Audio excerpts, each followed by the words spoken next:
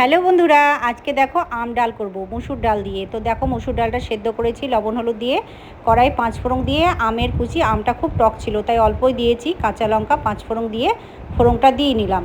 ওইদিকে ডালটা হয়ে গেছে, নামিয়ে রেখে আমি একটু মিষ্টি কুমড়ো, পেঁয়াজ কুচি, রসুন কুচি, কাঁচা লঙ্কা 5 ফোড়ন দিয়ে আর দেখো গোটা পোস্ত একটু তেলের মধ্যে ভেজে নিয়ে শাকটা এরকমভাবে করলাম।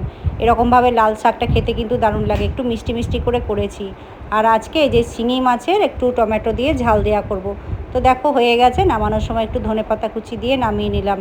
আর করেছিলাম কাঁকরোল ভাজা। তো চলো লাস্টে মেনুগুলো তোমাদের দেখায়। এই দেখো এখানে গরম গরম ভাত নামিয়েছি, এখানে হয়েছে এই যে লাল শাক ভাজা কুমড়ো দিয়ে, কাঁকরোল ভাজা, আর ওই যে মোরলা মাছ নিয়ে এসেছিলো সেটা লঙ্কা দিয়ে ঝাল ঝাল করে ভেজেছি মুচমুচে করে। আর এই যে আম ডালটা একটু পুরু করে করেছি, আর এখানে ওই শিঙি মাছের ঝাল দেওয়া।